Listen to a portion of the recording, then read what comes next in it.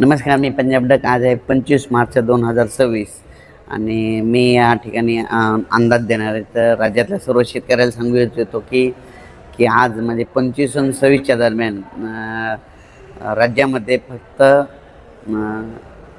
नांदेड जिल्हा, लातूर जिल्हा, धाराशिव जिल्हा, त्याच्यानंतर अक्कलकोट, नळदुर्ग, नळदुर्ग, त्याच्यानंतर अहमदपूर, लातूर, त्याच्यानंतर इकडं कंधार, लोहा, बिलोली, सगरोळी ह्या पट्ट्यामध्ये आज 25 आणि 26मध्ये पाऊस पडणार आहे. म्हणजे खूप काही सगळीकडे पडणार नाही, फक्त ह्या 2-3 जिल्ह्यामध्ये 2-4 शहरामध्ये गावामध्ये पाऊस असणार आहे. म्हणून हा अंदाज ह्या 25-26च्या शेतकऱ्यांना लक्षात येतं. पण राज्यात सांगायचं झालं तर आता बऱ्याच शेतकऱ्याचं आणखीन गहू चालू आहे, कांदा काढणी चालू आहे. आता कांदा काढणीच्या वेळेस समजा कांदा काढणी आला आणि 5 जर उघडे असेल तर त्याच्या पातीत जर पाणी गेलं तर ते कांदा साठवणुकीमध्ये खराब होतो. म्हणून शेतकऱ्यासाठी, खास करून कांद्यावाल्या शेतकऱ्यासाठी अंदाज देणार आहे. तर आज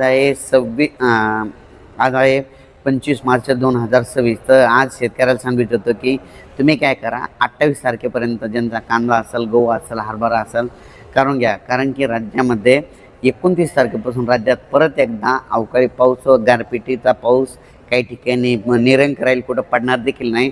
पण राज्यात मात्र 29 पासून ते 1 एप्रिलच्या दरम्यान राज्यात पावसाचं वातावरण आहे. म्हणून हा अंदाज सर्व शेतकऱ्यांनी लक्षात द्यायचा.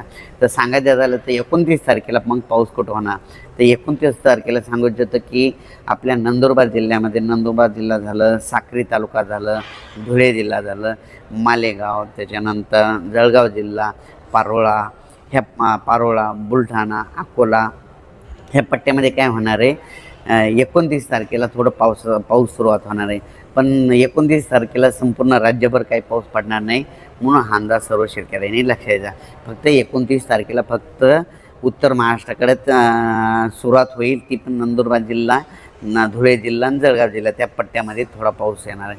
त्याच्यानंतर राज्यामध्ये मग 30 तारखेपासून राज्यातला पाऊस मग वाढत जाणार आहे. मग त्याच्यानंतर तो पाऊस मग संभाजीनगरकडे पडणार आहे, कन्नडकडे पडणार आहे, वैजापूर, गंगापूर, त्याच्यानंतर श्रीरामपूर, शिर्डी, राहता, लोणी, त्याच्यानंतर पैठण म्हणजे अहिल्यानगर जिल्हा ह्या पट्ट्यामध्ये काय होणार आहे, पुणे, अहिल्यानगर, त्याच्यानंतर ह्या पट्ट्यामध्ये काय होणार आहे, 29 पासून ते 1 तारखेच्या दरम्यान परत पाऊस येणार. म्हणून त्या शेतकऱ्यांना गहू असेल, कांदा असेल तर तुम्ही काढणी काढून घ्यावी. त्याच्यानंतर राज्यात पुन्हा ते पाऊस काय होणार आहे, परत तुम्हाला सांगू इच्छितो की तो पाऊस मराठवाड्याकडे म्हणजे जालना जिल्हा, परभणी जिल्हा, संभाजीनगर, त्याच्यानंतर हिंगोली, लातूर, धाराशिव, बीड, त्याच्यात नांदेड जिल्हा, यवतमाळ जिल्हा, चंद्रपूर, वर्धा, नागपूर, भंडारा, गोंदिया, अकोला, वाशिम, हिंगोली ह्या पट्ट्यामध्ये काय होणार आहे, 30 तारखेपासून ते 1 तारखेच्या दरम्यान मग काही ठिकाणी अवकाळी पाऊस पडेल, जिथं नाही पडला तिथं निसं वारं सुटं, काही भाग निरंक राहील. म्हणून हे देखील लक्षात द्यायचं. सगळ्यात सांगायचं झालं तर अवकाळी पाऊस हा फक्त सगळीकडे पडत नसते, फक्त काही भाग पडतं आहे, काहीला सोडून देतं आहे, कुठं नुसतं वारं येतं आहे. म्हणून हे सर्वप्रथम शेतकऱ्यांनी लक्षात द्यायचं. त्याच्यानंतर राज्यातल्या सर्व शेतकऱ्याला सांगू इच्छितो की काय करा, एक तुम्ही काय करा, हे पृथ्वीचं वाढतं तापमान, ग्लोबल वॉर्मिंग याच्यामुळे काय झालं, हे थोडं चेंज झालं, क्लायमेट चेंज झालं. म्हणून काय होणार आहे, या वर्षीच्या उन्हाळ्यामध्ये 2026च्या उन्हाळ्यामध्ये म्हणजे एप्रिल, आता हे झालं एप्रिल महिना, मार्च महिना, एप्रिल महिना, मे महिन्यामध्ये यापुढं एक गोष्ट लक्षात, प्रत्येक 10 दिवसाला एक राज्यात कुठं ना कुठं अवकाळी पाऊस येणार.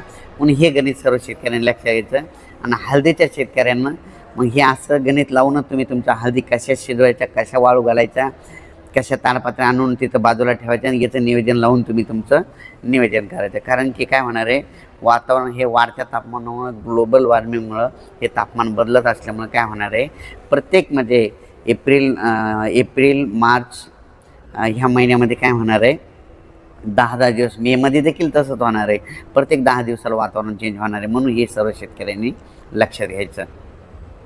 हे जे वातावरण आहे समजा 29 तारखेपासून ते 1 एप्रिलच्या दरम्यान, याच्यामध्ये तुम्हाला सांगतो आपल्या महाराष्ट्रासहित काय होणार आहे, कर्नाटक आणि तेलंगणात त्या राज्यात देखील पाऊस पडणार आहे. कारण की ते शेतकरी आपल्याला अटॅच असल्यामुळं त्यांना सांगू इच्छितो, कर्नाटकमध्ये धारवाड, बेळगाव, बागलकोट, विजयपूर, निपाणी, तिकोटी, त्या सर्व शेतकऱ्याला सांगू इच्छितो की तुमच्याकडं आज देखील समजा आज 25-26च्या दरम्यान देखील तुम्हाला पाऊस येणार आहे आणि 29 ते 1 एप्रिलच्या दरम्यान देखील तुमच्या कर्नाटकमध्ये पाऊस पडणार आहे.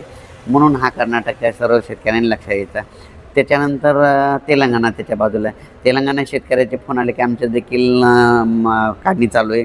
तर कर्नाटकच्या शेतकऱ्याला सांगू इच्छितो की ते आपल्या म्हणजे महाराष्ट्राच्या बाजूला बसव कल्याण, कलबुर्गी, बिदर, हैदराबाद, त्याच्या निजामाबाद, आदिलाबाद, हैदराबाद ह्या सर्व शेतकऱ्यांना सांगितलं तर तुमच्याकडे देखील 29 ते 1 एप्रिलच्या दरम्यान तुमच्याकडे देखील पावसाचं वातावरण राहणार आहे. म्हणून हा अंदाज लक्षात घ्यायचा. आता परत एकदा सांगू इच्छितो की राज्यामध्ये 29 तारखेला काय होणार आहे की सुरुवात उत्तर महाराष्ट्राकडून होणार आहे. म्हणजे नंदुरबार जिल्हा, साक्री, धुळे, जळगाव, त्याच्यानंतर संभाजीनगर या पट्ट्यामध्ये सुरुवात होणार आहे. मग त्याच्यानंतर 30पासून ते पाऊस वाढत जाऊन 30च्या नंतर संभाजीनगर, त्याच्यानंतर बुलढाणा जिल्हा, अकोला जिल्हा, अमरावती, वर्धा, नागपूर, भंडारा, गोंदिया, चंद्रपूर, यवतमाळ, वाशिम, हिंगोली, नांदेड, परभणी, जालना, त्याच्यानंतर संभाजीनगर, त्याच्यानंतर लातूर, बीड, धाराशिव, त्याच्यानंतर पुणे जिल्हा, अहिल्यानगर जिल्ह्यात देखील शेतकऱ्यांनी कांदा काढणी चालू आहे, त्यांनी गहू काढणी चालू आहे. त्यांनी खास करून अंदाज घ्या. शिर्डी, राहता, गंगापूर, वैजापूर, कन्नड ह्या परिसरामध्ये चांगला पाऊस येणार आहे. म्हणून तुम्ही तुमच्या पिकाची काळजी घ्यावी. त्याच्यानंतर कोकणपट्टीमध्ये शेतकऱ्यांचे आंबा उत्पादकांना जे फोन आले की कोकणपट्टीमध्ये सगळ्यात जास्त पाऊस मग कोकणपट्टीकडे होणार आहे. म्हणजे हे जे पाऊस पडणार आहे 29-1 हे कोकणपट्टीमध्ये सगळ्यात जास्त पडणार आहे. त्याच्यामुळं कोल्हापूरकडे देखील पाऊस असं राहणार आहे, पुण्यात देखील असं राहणार आहे. म्हणून हा अंदाज सर्व शेतकऱ्यांनी लक्षात घ्यायचा. या पावसामध्ये काही ठिकाणी गारपीट देखील होणार आहे, कुठं वारं सुटणार आहे, काही भाग सोडून देणार आहे. हे सर्वप्रथम अवकाळी पाऊस सगळीकडे पडत नसतं, हे सर्वप्रथम लक्षातच यापुढं ठेवायचं. सर्वदूर पडत नसतं, अवकाळीच असतो. जिथं पडला तिथं पडतं, काही भाग सोडून देतो. म्हणून याच्यामध्ये विजाचं देखील प्रमाण आहे, गाराचं देखील प्रमाण आहे, वारं देखील राहणार आहे. म्हणून हे अंदाज सर्व शेतकऱ्यांनी लक्षात घ्यायचं.